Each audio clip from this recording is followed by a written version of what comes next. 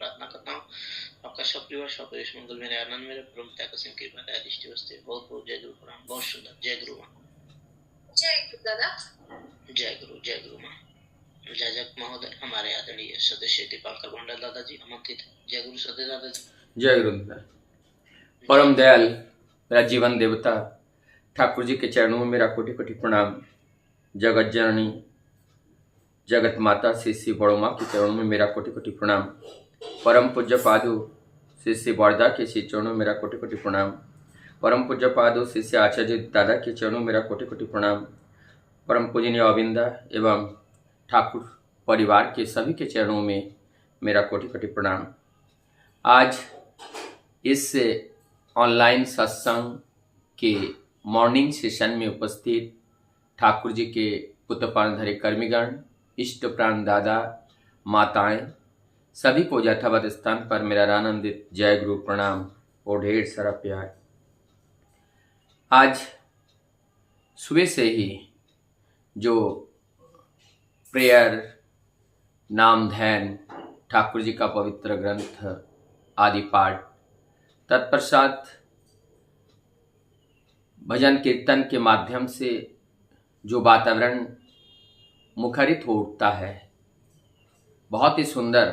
अगर हम ये सारे भजन कीर्तन और ठाकुर जी के जो ग्रंथ आदि है, ये इस तरह का अध्ययन अध्यापना के माध्यम से अगर हम चिंतन करते हैं, ये जितने भी भजन होते हैं, ये कीर्तन होते हैं, ये हमें उस ऊंचाई तक ले जाने का प्रयास करता है।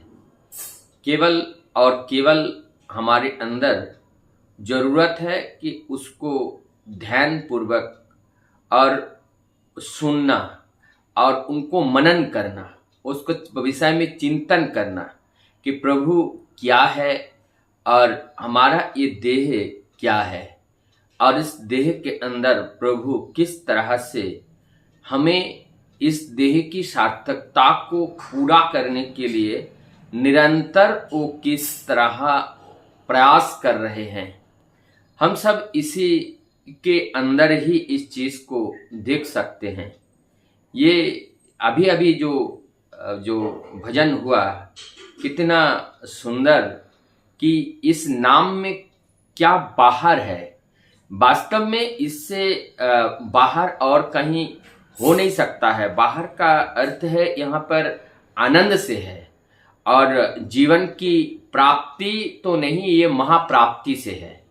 क्योंकि केवल हमारे जीवन में उस परमानंद का उपभोग, उस परम प्रेममय के स्पर्श से, उनके जो सुगंध से और उनकी प्रेरणा, उनकी दया, उनकी अनुकंपा के द्वारा ही हमें प्राप्त हो सकता है।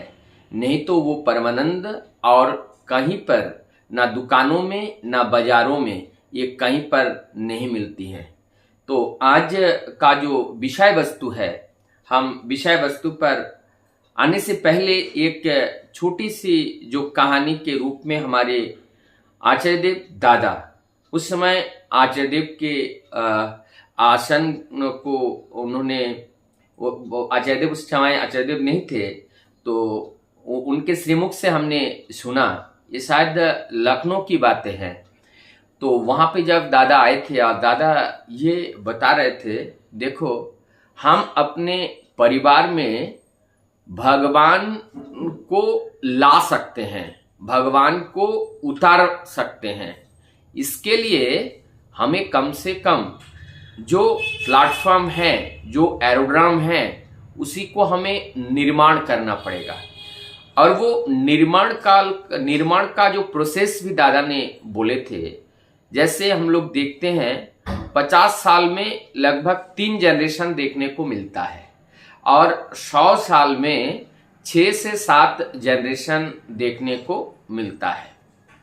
आचार्य दादा बोले थे कि जब 7 जनरेशन तक हम उन्हीं की आराधना करते हुए चलते हैं, तो ऐसे 7म जनरेशन में वही दैवीय देवपम, जो ईश्वरीय भाव से भरा हुआ जो जो पुरुष है उन्हीं का जन्म होता है, उन्हीं का अवतरण होता है, वो मूर्त रूप में उनको देखने को मिलते हैं। और एक बात मैं अभी मुझे मेरे विचार में आया, मैं जरा चिंतन कर रहा था कि दुनिया में हर चीज अच्छे बनाने की फैक्ट्री है। जैसे अभी युद्ध हुआ तो अभी ब्रह्मोस से भी और अच्छा जो हथियार मिसाइल बनाने के लिए इसका विचार विमर्श चल रहा है। और ये केवल हमारे देश नहीं अपितु संपूर्ण विश्व में एक होड़ लगा हुआ है, एक प्रतिद्वंदिता की तरह लगा हुआ है कि हम सामरिक शक्तिशाली बने, हम अपने पड़ोसियों से और सबसे हम शक्तिशाली बने, इसका एक होड़ लगा हुआ है। हाँ, ये भी सब जरूरत है, लेकिन जो मूल जरूरत है वहां पर खोखला है। खोखला है का अर्थ है कि जिस चीज से हमें जीवन तो नहीं दे सकती हैं, केवल विनाश ही दे सकती हैं, लेकिन परिस्थिति ऐसा है कि बिना भय से कोई बात को मानने के लिए तैयार नहीं है, इसीलिए भय भी दिखाना जरूरी होता है।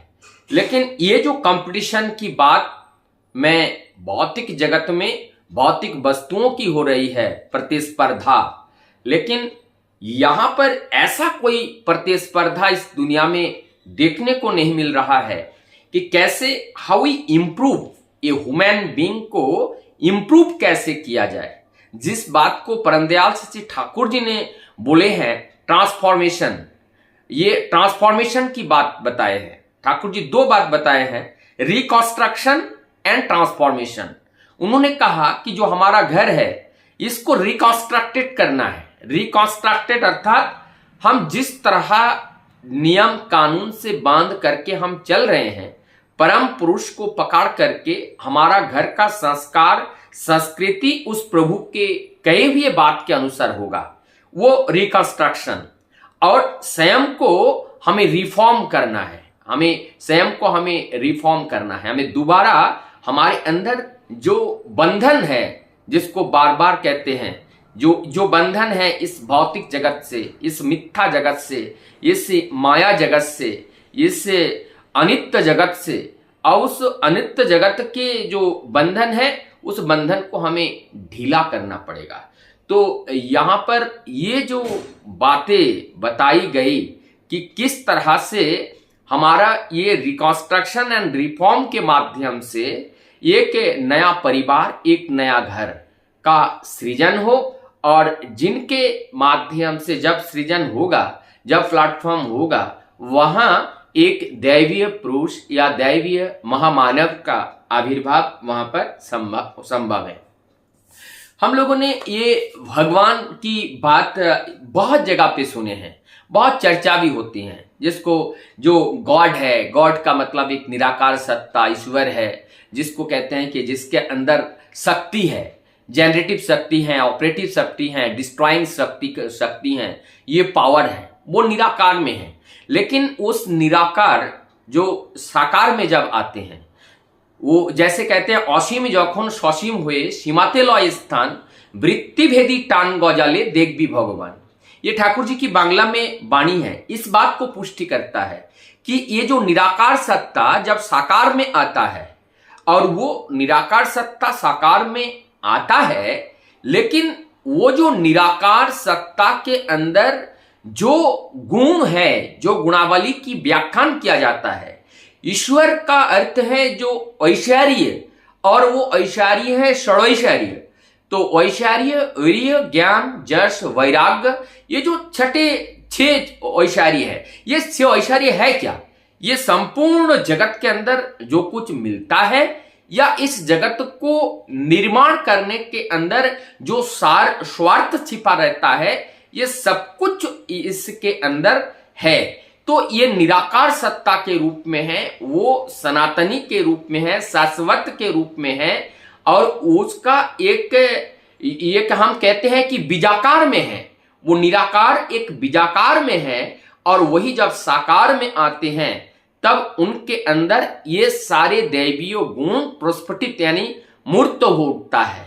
और जब मूर्त हो उठता है और वो रक्त मांस तनु धारण करके इस पृथ्वी पर आते हैं, लेकिन उनके अंदर 100% दैवीय गुण होते हैं। इसीलिए ये एक प्योर एक टीचर की तरह काम करते हैं, जगत को एक दिशा देते हैं, जगत को एक नई आयाम देते हैं, कैसे चलना चाहिए, कैसे बोलना चाहिए, कैसे आहार करना चाहिए। ये सारी बातें वो पढ़ के नहीं आते हैं, वो स्वतः स्वेच्छ भाव से उनके अंदर उत्सारित होता है।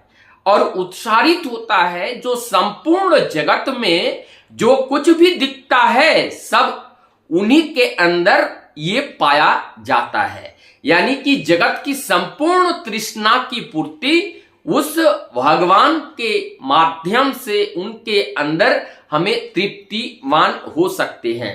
तो ये तो भगवान, अब ये भगवान को लाना है, भगवान का आविर्भाव, ये भगवान को आविर्भाव करना है। तो ये भगवान, ठाकुर जी एक बात बारंबार कहते थे कि तुम लोग सब खुद ही भगवान, तुम्हारा स्वभाव खुद ही भगवान।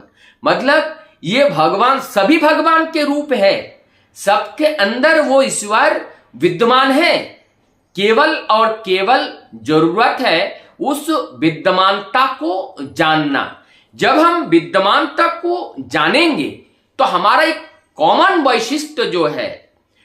वैशिष्ट्य जो है कि ईश्वर अनुसंधान, जो अनुसंधान जो एक हमारी जो अंदर का जो आर्ज है उनको अनुसंधान करना, उनको खोज करना, ये स्वतः स्वेच्छ एक आर्ज है। और ये आर्ज में जो शक्ति है, शक्ति उन मालिक का है। और उस मालिक के द्वारा उस भागवत तत्व को हमें मूर्त करने के लिए हमारे अंदर किया है। इस जगत में एक नारी और पुरुष होती हैं। इस समस्त प्रकृति में भी अगर देखें, ठाकुर जी की एक वाणी भी है कि इस पुरुष और प्रकृति मिल करके ये जगत की सृष्टि हुआ है। और ठीक उसी प्रकार से एक नारी और एक पुरुष के माध्यम से ये रक्त मांस संकलित देह इस धरा पर आ सकता है। इसके अलावा कोई थर्ड रास्ता इस जगत में नहीं है। तो जब थर्ड रास्ता नहीं है तो जो उनके अंदर का जो वास्तविक वैशिष्ट्य है वो दैवीय तत्व, उस दैवीय गुण का निखारना। लेकिन वो दैवीय गुण को निखारने के लिए उनके अंदर एक सदाचार की जरूरत है, क्योंकि वो सदाचार के बिना, जैसे बीज के ऊपर बहुत बड़ा एक कवर रहता है, वो कवर बिना सूर्य के प्रकाश, पानी, जल, मिट्टी के द्वारा जब तक ऊपर का खाल गल नहीं जाता है तब तक वो बीज अंकुरित नहीं हो पाता है। ठीक उसी प्रकार से हमारे अंदर जो माया का कवच है, उस कवच को तोड़ने के लिए हमें परम दयाल के द्वारा दिया हुआ जो पंच नीति है, यजन, याजन, इष्टभीति, स्वस्त्यानी और सदाचार का अनुपालन करते हुए जब हम चलेंगे, निश्चित रूप से एक नारी और एक पुरुष के अंदर का जो वास्तविक वैशिष्ट्य है, उस वैशिष्ट्य का जागरण होगा और वहां पर कोई बाधा उत्पन्न नहीं होगा। अवध रूप से निरंतर उस परम धाम की ओर जो गतिमान होकर के उस अमृत के अनुसंधान के लिए हम अनुगामी बन करके जो चलते हैं और जिसको चलना चाहिए, वो उद्देश्य हमारा परिपूर्ण होगा और वही उद्देश्य हमारा सार्थक होगा। और इसमें आगे कहते हैं, वैसे प्रकृति और पुरुष में ही भगवान मूर्त होकर आविर्भूत होते हैं और जीव और जगत को समृद्धि के पथ पर आकर्षित करके अमृत का परिवेशन करते हैं। और आगे जो पाठ है, ये पाठ है जब एक दैवीय संतान इस धरती पर आता है, उनके जो आचरण के माध्यम से जो रिफ्लेक्शन स्वयं और परिवार, परिवेश, समाज और राष्ट्र की ओर जो रिफ्लेक्शन जाता है और उस रिफ्लेक्शन के परिणाम स्वरूप जो एक परिवर्तन, एक ट्रांसफॉर्मेशन, एक रिफॉर्मेशन जो क्रिएट होता है और उनके माध्यम से एक दैवीय लोक का सृजन होता है और इस दैवीय लोक ही सत्य युग का सृजन करता है और जिसकी परिकल्पना युग युग में ये पुरुषोत्तम बारंबार आकर के इस कार्यों को करने के लिए वो हम लोगों को बताते रहते हैं। और जब वो आते हैं फिर चले जाते हैं, आते हैं फिर चले जाते हैं, क्योंकि उनको बारंबार इसीलिए आना पड़ता है। इतने बार बताने के बावजूद भी हम उनके कहे हुए बात को अनुसरण मनन और उनकी बात के अनुसार हमारा चलन तब्दील नहीं होता है, परिवर्तित नहीं होते हैं। हम वही मूर्ख की तरह चलते हैं, हम अपने मुताबिक चलते हैं, हम अपने संस्कार के अनुसार चलते हैं, हम उनकी बात को बिल्कुल भी ध्यान नहीं देते हैं। और जिस कारण से जब हम ध्यान नहीं देंगे तो जो होना चाहिए, जैसा हम करेंगे वैसा हम बनेंगे, वही परिस्थिति हम देखते हैं। और अंततगतवा उन्हीं के रास्ते पर कही हुई बात को जब हम मूर्त या जीवंत करने का प्रयास नहीं करते हैं, हम अपने ही मनगढ़ंत बातों का परिपूरण करने के लिए हम अपने जीवन को खपा देते हैं, तब हमें दुख कष्ट दरिद्र और जितना भी संकट है इस जगत का, ये सारा पहाड़ टूट करके हमारे माथे के ऊपर आकर के गिरता है। तब हमारी जो मलिन दशा होती है, जो दुर्दशा होती है, हर हमारी आंखों से जो करुण अश्रु का धार बहता है, और इसे देख करके हमारे प्रभु अत्यंत विचलित होते हैं और अपने आप में ठाकुर एक बार कहे थे, मैं तो इस जगत में हीरा का बिजनेस करने आया था, लेकिन अब वो हीरा का बिजनेस ना हो करके जीरा का बिजनेस हो गया।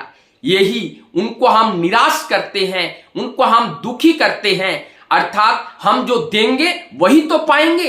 अगर हम किसी को दुख देते हैं जीवन में हम दुख पाएंगे, यदि हम किसी को आनंद देते हैं तो हम जीवन में आनंद पाएंगे। लेकिन आज की वाणी है भगवान का आविर्भाव कैसे किया जाए, इसके बारे में अनेकों वाणियों के माध्यम से इससे पहले ठाकुर जी ने हम सबको बताए हैं। अब सारे भूल को भूल करके हम ठाकुर जी के निर्देश को परिपालन करते हुए उनको मूर्त करने का प्रयास करेंगे और इस प्रयास के माध्यम से हम भी सुधरेंगे, हमारा परिवार भी सुधरेगा, हमारा समाज सुधरेगा, हमारा राष्ट्र सुधरेगा और संपूर्ण विश्व सुधरेगा। और जब संपूर्ण विश्व में एक परिवर्तन आएगा तो इस तरह का एक प्रतिहिंसा प्रतिस्पर्धा आत्मक जो जाति हिंसा संप्रदाय हिंसा ये सारे समापन होगा।